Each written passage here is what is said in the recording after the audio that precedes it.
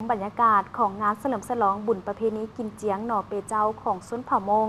บ้านทงนามีเมืองปากกระดิ่งแขวงบุรีรัมย์ไซประจำปี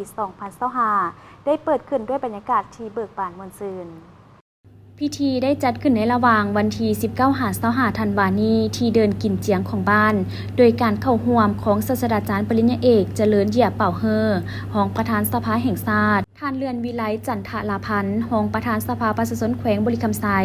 ท่านบุญครบจันทวงศ์เลขาคณะบริหารงานพรรคเมืองปากกระดิ่งมีในบ้านทงนามีแนวลาวสร้างชาติขันแขวงขันเมืองหัวหน้าห้องการอ้อมขังเมืองพร้อมด้วยภาคส่วนที่เกี่ยวข้องเข้าร่วม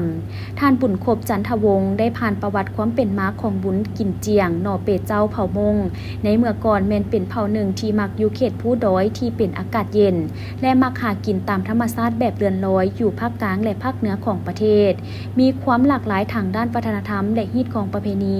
ที่มีความสำคัญปฏิบัติสืบสานกันมาอย่างบ่ขาดและเป็นเอกลักษณ์ที่โดดเด่นเป็นต้นการนุ่งถือและประเพณีบุญกินเจียงคำว่าเจียงแม่นเดือนเจียงหรือเดือนหนึ่งลาวแต่ครอบครัวได้เก็บกู้ผลผลิตข้าวสาลีและผลผลิตอื่นๆขึ้นเล่าขึ้นเฮือนหมดแล้วแม่นจะได้จัดงานกินเจียงเพื่อเป็นการเฉลิมฉลองผลผลิตที่เก็บเกี่ยวมาได้นั้น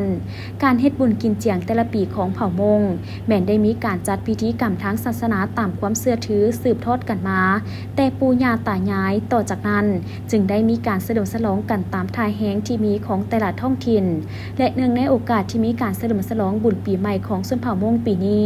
การนำเมืองปากกระดิ่งและหลายภาคส่วนก็ได้มอบกระตาของขวัญให้การจัดตั้งของบ้านและบรรดาสิ่งสาวของเผ่าเป็นการอวยพรให้โชคดีปีใหม่สำหรับงานเฉลิมฉลองบุญประเพณีกินเจียงหน่อเปเจ้าของชนเผ่ามงบ้านทงนามีปีนี้ก็ได้จัดขึ้นอย่างยิ่งใหญ่โดยมีหลายกิจกรรมเป็นต้นงัวซนงัวลิ่นยนต์มักคอนการแสดงศิลปะและยังมีการวางแสดงขายสินค้าพร้อมทั้งมีการขบงานอย่างเบิกบานมวลซื่นและมีความสงบปลอดภัย